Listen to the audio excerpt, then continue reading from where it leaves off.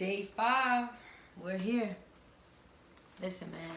This is day 5 of the Confessions of a Child series. Now, day 5, I'm not a child no more. But, it's a self-reflection series. Self-reflection, I believe that you can create peace, inner peace, through self-reflection. And I believe that, we can sustain relationships through open communication. I grew up my whole life like that. That's all I know. And, I'm here. I made it to day 5, man. So day 5 is about college, adolescence, my first college experience. And, again, high school, kind of getting what I want, being able to do what I was able to kind of do on my own without having any guidance, and taking on my own understanding. I guess in a sense my dad was right. I did want to go to college to be in a band because on one end I didn't believe in the system, the education system. I was against the system, like my dad was. And I had to learn that, the system works. So I went to this new city, Tallahassee, and I was able to be a part of this organization, be a part of this band. And since I seen them in late 90s, early 2000s, I thought I had to be in that number.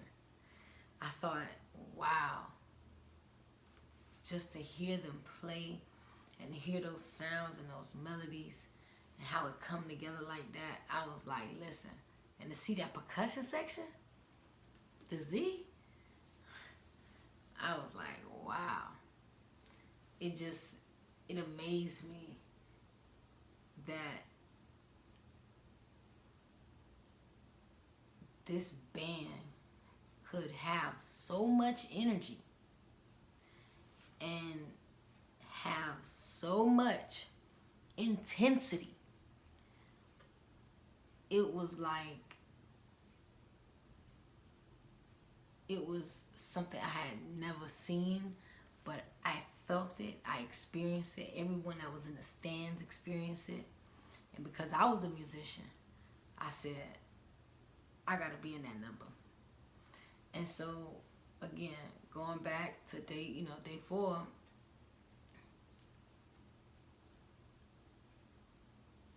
I had nobody to talk to help me through the process.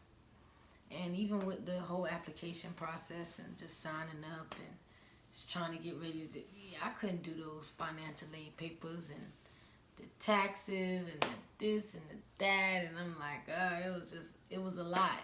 And I didn't know anybody that knew how to do those things. So it became more of like a self task. And it was tough. It was tough. It was really tough, But I can't say that, being a part of this organization taught me a lot. I was able to experience different cities. I was able to go through a process that meant something not only to me, but to a lot of people before me. And because I was able to be a part of that process, it just allowed me to be free, because I was trying to be a part of something that had been around for decades. And so it kind of gave me a sense of pride, especially when I didn't have a sense of pride from my own families. And not that I didn't love my families, but I couldn't be prideful that I had 3 families. I just couldn't. And so I had to keep it on the inside. And so when it comes down, when it got to college, I was in a position where I could be proud of being a part of this organization that been around for decades. So that's how I was thinking, going into those early years, and played a really positive role. I went through the process, tree shaking process, and I'll never forget. I want to say about 2011, my last tree shaking process. I went from percussion instructor was saying the scores, and the first score he said was section leader, 29 and a half. Then the next score he said, the second highest was, it was a duo. I said second highest, 28 and a half, split between 2 people. And then they say third highest, Sherry, with a 28 and a half. And all the guys in the percussion section, everybody was like, so that was an experience that I cherish for a long time. I had the 3rd highest tree shake score, and the 2 highest in front of me were the section leaders. So I take a lot of pride in that. And when we talk about personnel, the 3 people that were in front of me were the 3 people that actually work with me the most in the previous years, like work with me the most. So it gave me even more a sense of pride in a traditional ritual of like tree shaking, where it's more about your skill and your talent and how well you can execute it. And so that was something that, again, I had that Nelly experience. I just wanted to perform. First of all, when I was with the Nelly experience, I was already selling out like, oh yeah, I'm going to this school. This is the best school. I got to go to this school. It's the best one. How can you not go to the number one? And so it became more of just a dream. Really, honestly, it became a dream to be a part of that. And when I became a part of that, my first year, fall 2009,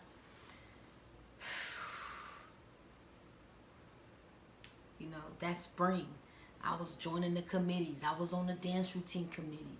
I was on the show planning committee. I was in the committees. I was working. I was doing the work. I was running the I was assisting or doing my part in being a good member of this organization. And so I think that, with that experience, and also with the experience of classes and the whole college experience, and again, I didn't really much take to the whole classes because I felt as though I wasn't learning,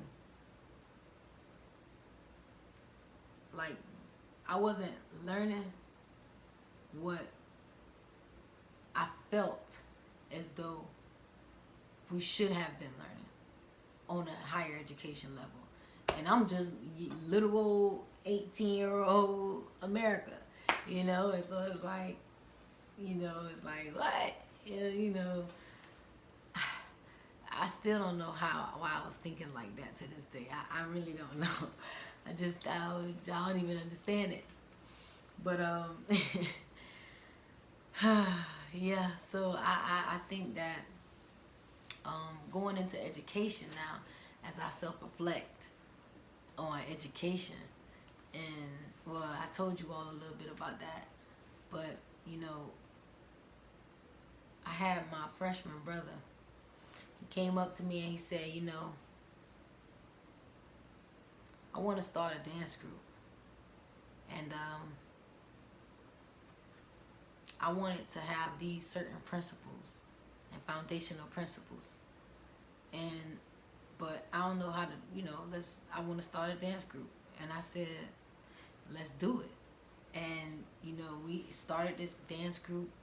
So that led me into getting into business, understanding business plans and bylaws and constitutions and structures and organizational structures and processes and systems and this and that. And so now I started to actually connect what my dad was teaching me with the Bible and the law system with business and business principles, and just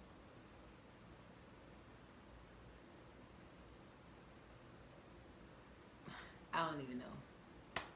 But I started to connect those things, and when I started to connect those things, as I was going through the process of running an organization, of being a part of an organization, of learning, of enhancing, of just enhancing my thoughts, Toastmasters. I was doing it all, but I was doing it on my own terms. I wasn't doing it on the terms of the system, and so I think that in my naive thinking, I thought that I was just this big bad person who could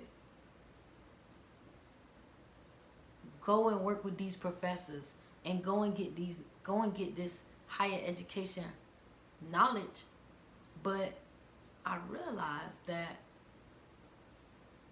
you have to be a part of the system in order to get the information of the system. I'm gonna run that back. I said you got to be a part of the system, a part of that higher education system, which I was in the beginning. But then I got out because I was upset. I was mad of what was occurring. I couldn't see the brighter side of things. You know what I'm saying? The only brighter side of things was being a part of this dance group and being a part of this band. These organizations that were uplifting to the human soul through music, through movement. And so, because of that, that's where I self-reflect now, and I realize where I went wrong in my thinking. You know what I'm saying? And so, I was thinking that I could go through the system without paying. Ain't that something? I thought I could get through the system without paying. I didn't know how to do the financial aid stuff. I couldn't do it. I was lost. I was young. I was lost. I was also trying to maneuver and have a job and do things on my own and be very independent. And so I thought I could do it without paying. And I thought I could be slick about it. I thought I could go sit in the classrooms, and I thought I could do that, but not realizing, of course, there are protocols in place so people don't do that. I mean, come on, really? And so, I had to kind of come to that understanding. But then, like I said, that was only when I started to have issues in my education. And so when I started to have those issues and I started to, not be interested in what I was learning and how I was learning it, I made my own route. And my own route was doing what was good and being a part of something that was meaningful, and that's all I live for. And I can say that, the Spirit of the Most High has blessed me to to to really live the life that I wanted to live. I mean, besides the early childhood, but who can control your early childhood? Since middle school, I want to say since early high school, in the middle school, early high school, I was kind of I was independent. I was on my own. I knew I had to do it on my own. I knew I had to take care of myself. Take care of my siblings. I was already used to running things. And so I think that, again, as I self-reflect, this is day 5. Day 5, baby, day 5. This is day 5 of my 7-day atonement self-reflection series, Confessions of a Child. So, it all came tumbling down when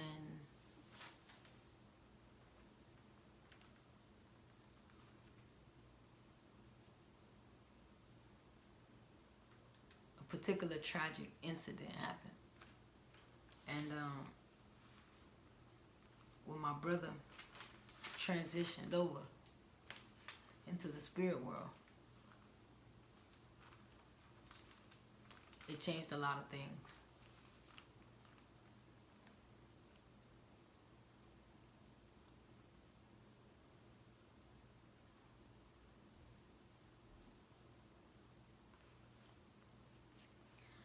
I think that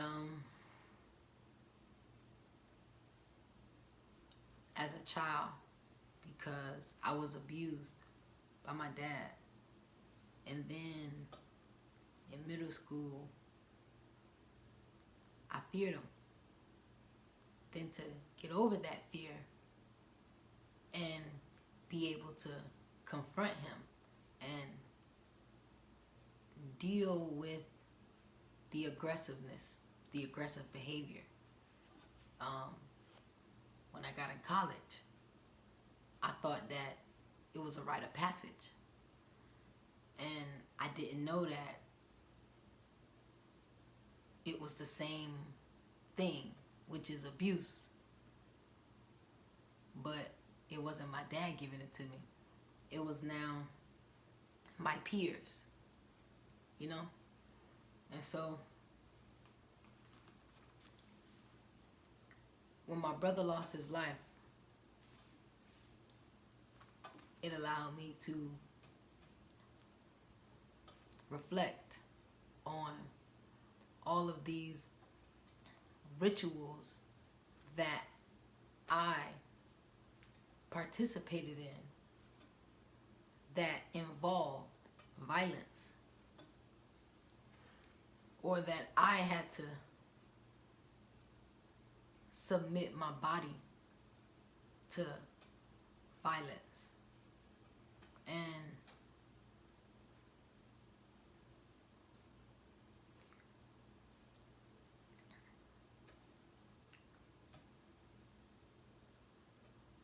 we only did those things for historical purposes. I can't say everyone's intention. I can only say mine. But the research shows that people, humans, want to feel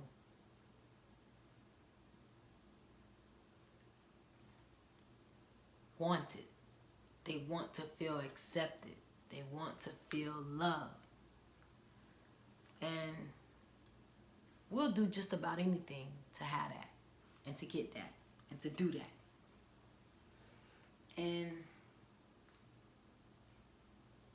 we even condition ourselves to deal with it, whether it's negative or positive. We condition ourselves to take whatever the abuse is, just so we could have the satisfaction of saying, I'm in that, I'm on that, I'm about that. And the more I think about it, and the more I self-reflect, I start to see that, you know,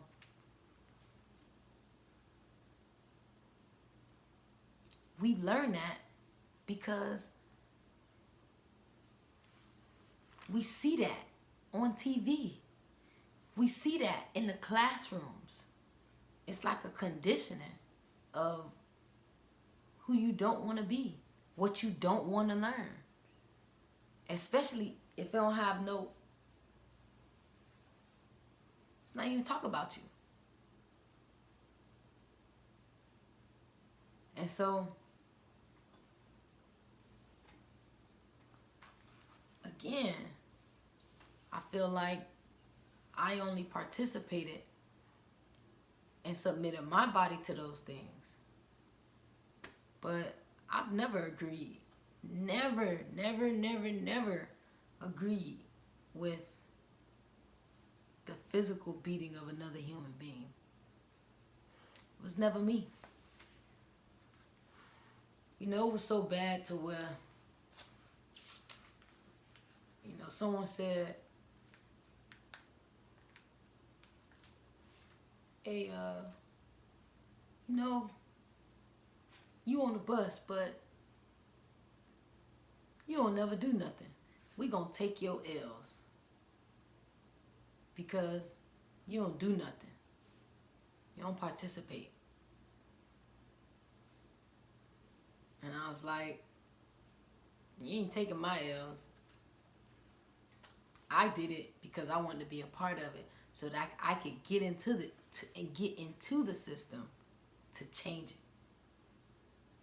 Just like I'm doing now with the higher education system. Day 5, baby. It's just the first rodeo. Listen, man, day 5, man, it's about college, my college experience. And my college experience it owes me nothing. Wow. You know, I also learned that hazing is really deep. And it also tells a lot about a person. And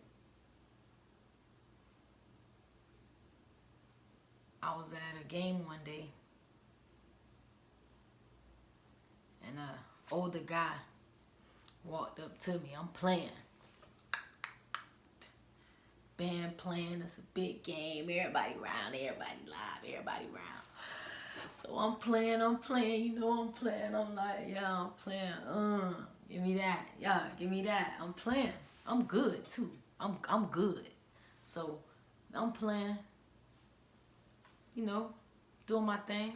I'm on the end too. You know, they ain't gonna put you on the end if you ain't straight.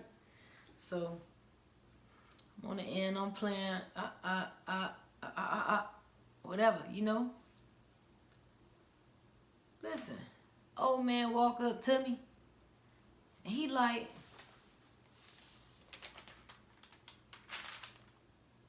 he looking up at me now, cause you know I'm sitting, I'm standing on the what they call it, the stand. I'm on the stand. I'm standing on the stand, playing. I'm like, you on a bus? Looking up at me. You on a bus? I'm like, yeah. He looked at me up and down. Man, if I was on that bitch, you would have never made it through. And I'm looking like, what? Old ass nigga? on, man. Really in my head. I ain't gonna say nothing because, I ain't gonna be disrespectful. But in that moment, I realized that when people have something in their heart, or their morals or their values are twisted on the inside, it actually reflects in everything that they do. I don't think y'all heard me. It reflects in everything that they do. And so I wasn't even upset. I was just like, this man tripping. This old head tripping. And it made me think, wow, man, why you gotta take it so serious? I think it was more of the fact that because I was a woman, we ain't gonna talk about that now. So what I think and what I'm trying to say is, for my college experience, I was able to really figure out who I was and showcase that. But because I was used to being on my own and also having freedom to do whatever I wanted to do in high school, I was able to, while still under the discipline of my dad, don't get me wrong, I was still under the discipline of my dad in here. And plus we was getting closer, our relationship was getting closer. And so, something I didn't mention that major happened was the first year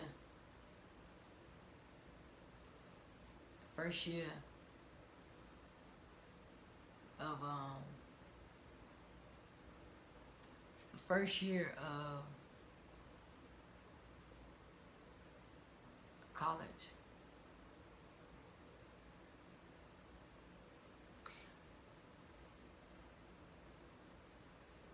We had just finished the last game of the season, and my little sister called me, and she say, "Where you at?" And I said, I'm at I'm in Orlando. I'm doing my thing." She said, "I just crossed the da da da da da. I'm in the band now." And she say, "You not coming to Miami?" And I'm like, "Nah, for what? What happened?" She like, "Oh, Dad just got out of a coma." And I was like, "What? Excuse me?" She said, "Yeah, Dad just got out of a coma. He been in a coma for 2 weeks."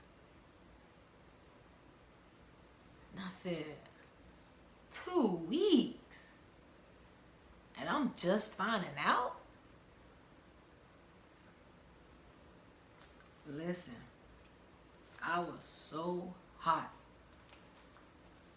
Not only did I feel betrayed, but I was so hurt that my dad was in a coma for 2 weeks, this close to losing his life. And I didn't know until he came out of that coma. And the first thing I said was, "Well, how you find out?" And she say, "Grandma called me." And I say, "What?" And so, I ain't gonna lie, I'm a little heated, because I'm thinking, I'm the oldest. Why I didn't get the phone call? So I was a little upset. And so I didn't say anything, but I was upset on the inside. Again, I ain't no talker now. I keep everything on the inside. So that's the whole reason why I'm doing my 7-day atonement, baby, because I gotta get it out loud. So, yeah, I was hot. I was hot about that. And I remember getting back down to Miami, going to see my dad as soon as I got back. 'Cause for the rest of the night, I'm distraught. I was after I got off that phone call with my sister, I was hurt. Cause at this point, I thought that I was about to lose my dad. And so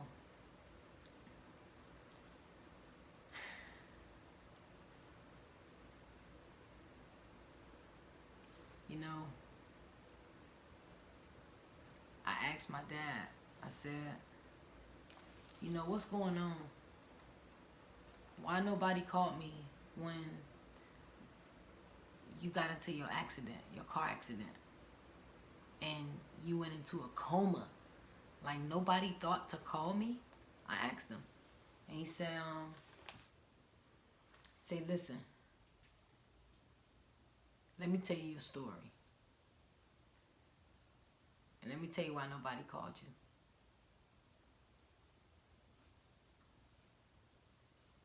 And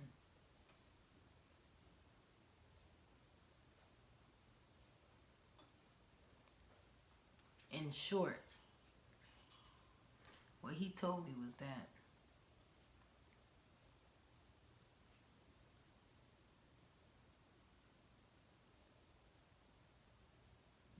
his family didn't think that I was his child. And so they didn't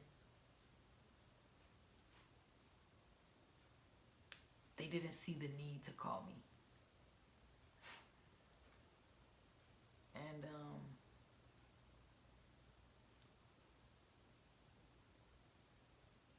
my grandma had asked my dad, why do I still call her grandma? And I was hurt when my dad told me that. But because of our open communication, I knew that I knew that he was right. It all made sense. Everything made sense. As soon as I moved with my mom, it's like my Jamaican family got missing. Didn't hear from them. They didn't talk to me. I thought I did something wrong. But I didn't. It was just that right there, what he told me. And so that was just the lead up.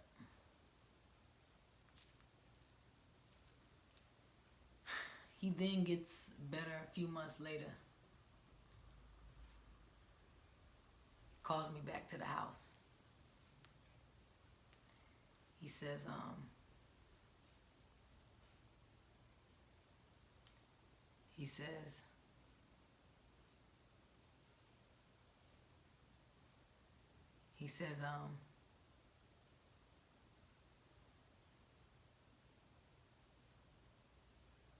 we need to talk. And in the 4 hours that we sat at the table and talked, he pretty much told me, my dad, this is my dad now, the one who I feared, the one who I had a relationship with, the one who, let's start all the way from the beginning. This is the dad that asked my mom for me to move in with his family at a very young age. This is the dad that abused me, but I know he was doing it out of love and trying to teach me reading and trying to enhance my mind. And then I feared him middle school, and then we got close high school, and then come my first year of college, he told me, yeah, we waited till you turn 18.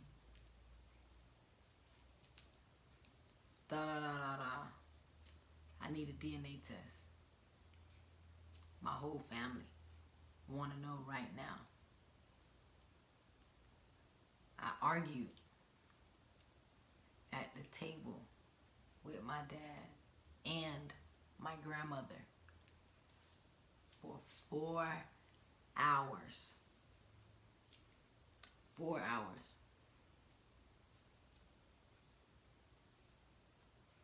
And they told me that I was too dark to be a part of the family. They told me I looked and acted nothing like them. And now that I'm an adult, he has no financial responsibility and he just wants to get it over with.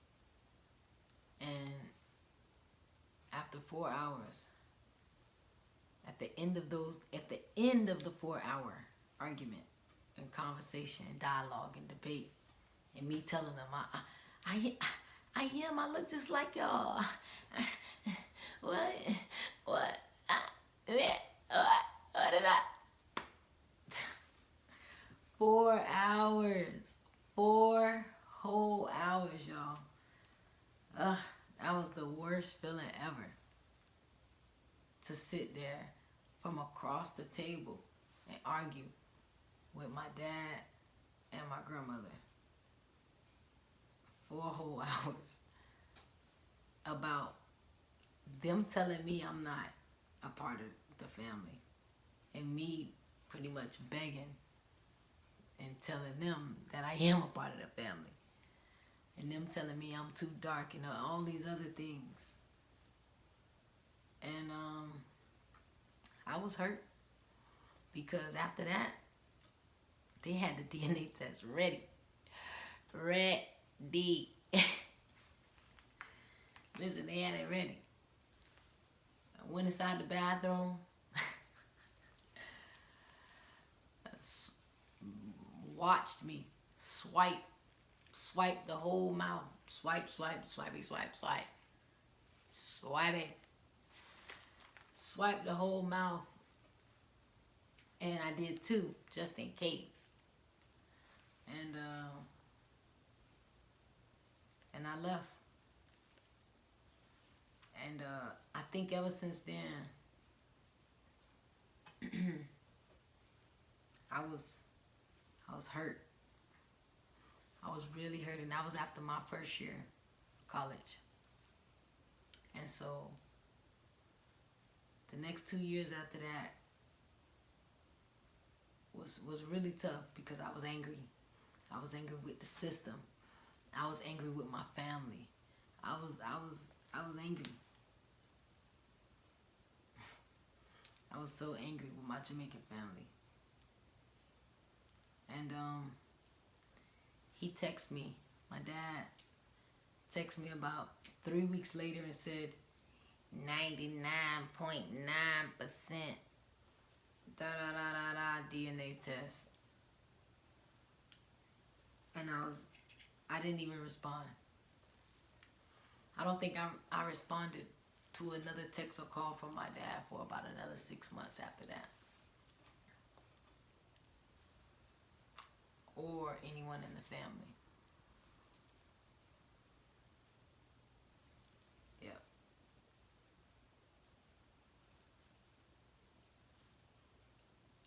Yep. And I remember being upset and angry and hurt and all these other emotions, and all to myself. Ain't that something, y'all? All to myself. I bottled it all right in. And the only time I was able to express those emotions was through that drum. And through that music. And through the people in the dance group, and the organizations and the structure and the business and the this and the that and the other ways that I stimulated myself via not the system. You know, I was mad. I was mad at everything. But I was too smart for my own good. And naive in my thinking, as I like to call it. So yeah, I think I'm in day 5. Yeah. You know, I think that I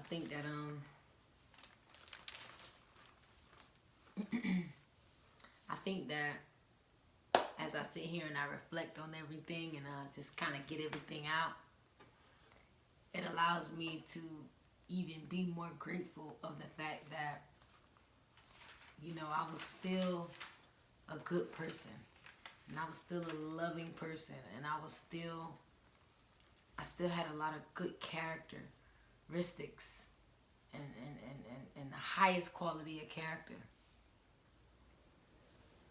And